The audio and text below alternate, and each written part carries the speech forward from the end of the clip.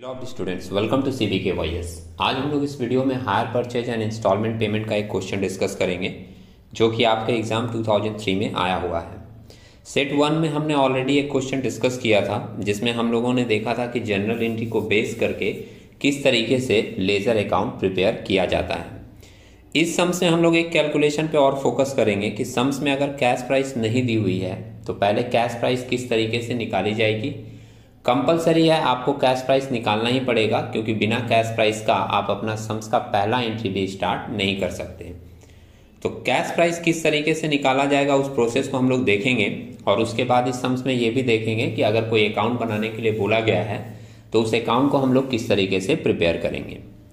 Cash price निकालने के लिए जिन लोगों के पास में बैक कैलकुलेशन का कॉन्सेप्ट क्लियर है वो तो बहुत आसानी से समझ जाएंगे। जिन लोगों ने इस कैलकुलेशन को पहले एक बार भी नहीं देखा उनके लिए मैं एक छोटी सी बात शॉर्ट में बताना चाहूँगा, उसके बाद फिर हम लोग सम्स में मूव करेंगे।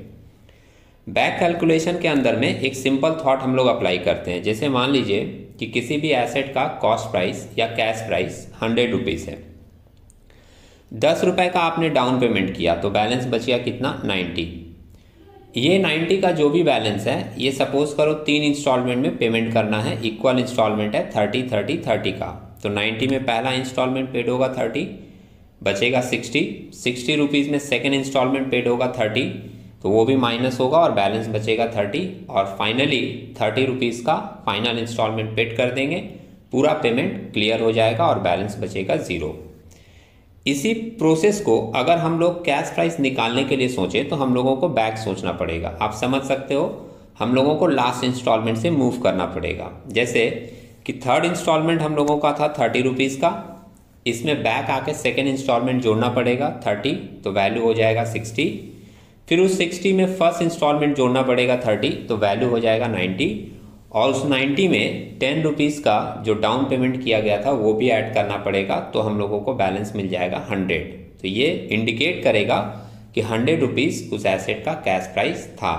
सिंपल थॉट है कि जब स्टार्टिंग से हम लोग मूव करते हैं तो इंस्टॉलमेंट को माइनस करते हुए जाते हैं क्योंकि वो पेमेंट हो रहा है, लेकिन जब हम लोग बैक कैलकुलेशन करेंगे फाइनल इंस्टॉलमेंट से ऊपर की तरफ मूव करेंगे तो सारे इंस्टॉलमेंट हम लोग बैक टू बैक ऐड करते हुए ऊपर की तरफ मूव करेंगे।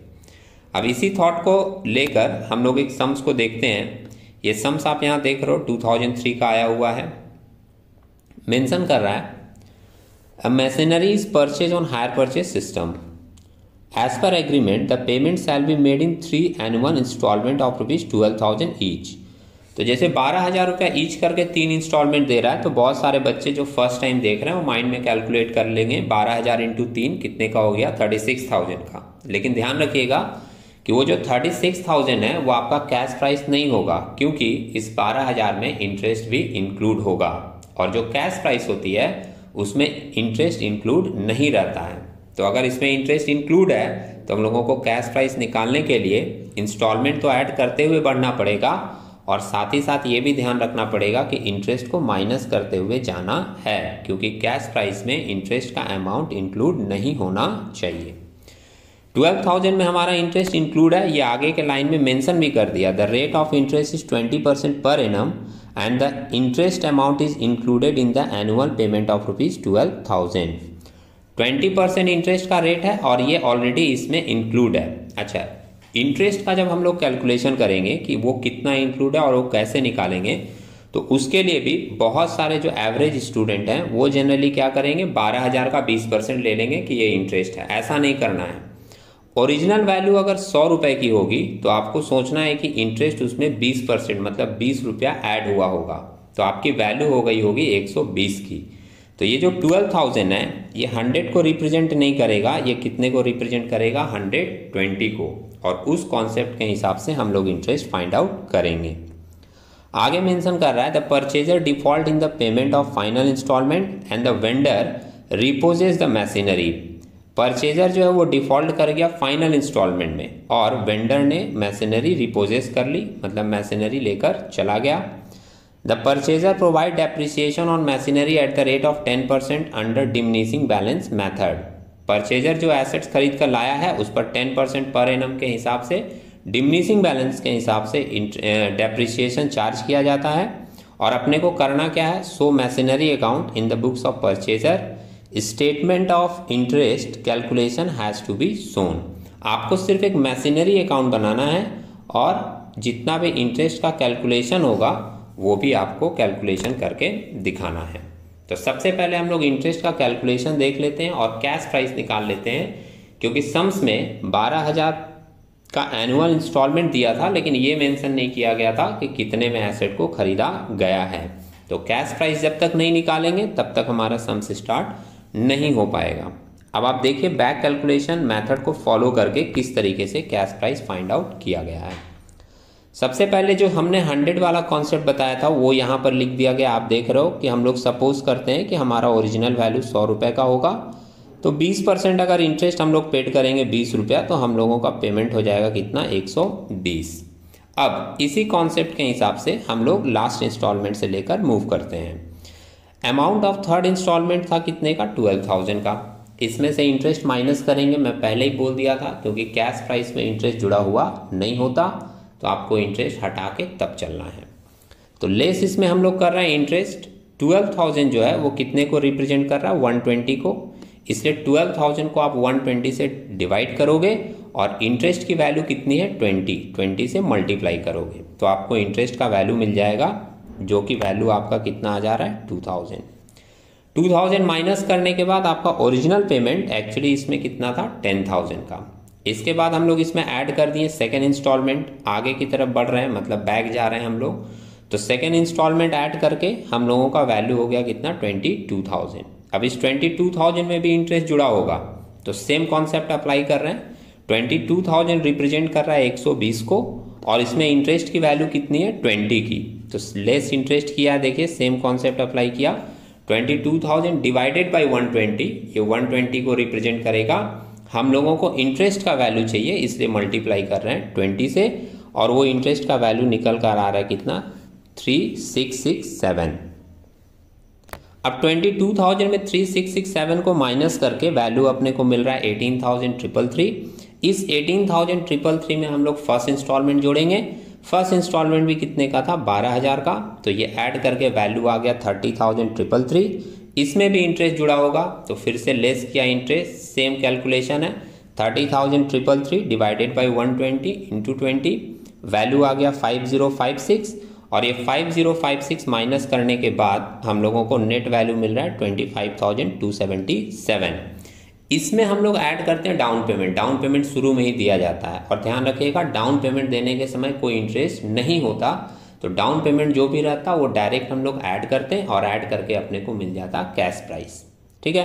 लेकिन इस सम्स में कोई भी डाउन पेमेंट नहीं था, इसलिए फर्स्ट इंस्टॉलमेंट ऐड करने के बाद इंटरेस्ट एडजस्ट करने के बाद जो वैल्यू मिला ये 25,277, यही हम लोगों का हो जाएगा cash price of the machine. ध्यान रखिएगा, मैं रिपीट कर रहा हूँ कि अगर डाउन पेमेंट होता तो हम लोग इसमें ऐड करते हैं डाउन पेमेंट, तब जो वैल्यू मिलता उसको हम लोग नाम देते हैं कैश प्राइस ऑफ मशीन।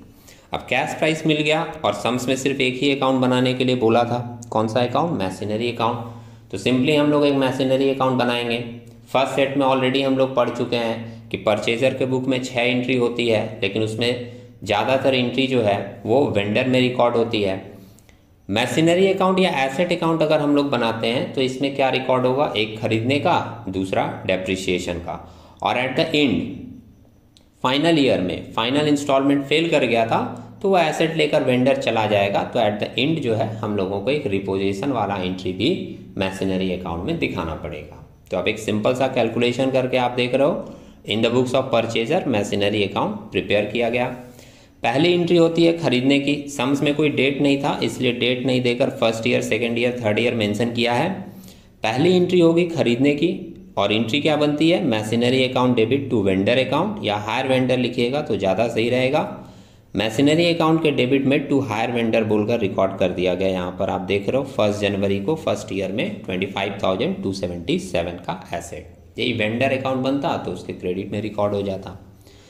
दूसरी एंट्री जो होती है डाउन पेमेंट की, इंटरेस्ट की, इंस्टॉलमेंट पेमेंट की, इंटरेस्ट, डेप्रिसिएशन, ट्रांसफ़र की, ये सारी एंट्री यहाँ पर नहीं होगी। एट द एंड यहाँ पर एंट्री होगी डेप्रिसिएशन की, और डेप्रिसिएशन की एंट्री क्या होती है, depreciation account debit to machinery account, तो मशीनरी के क्रेडिट में आप देख रहे हो बाय डेप्रिसिएशन बोलकर 25,277 का 10% दिखा दिया कितना 2528, और ये डेप्रिसिएशन दिखाने के बाद 25,277 में ये डेप्रिसिएशन माइनस करके बाई बैलेंस सीडी दिखा दिया गया वैल्यू कितना 22,749।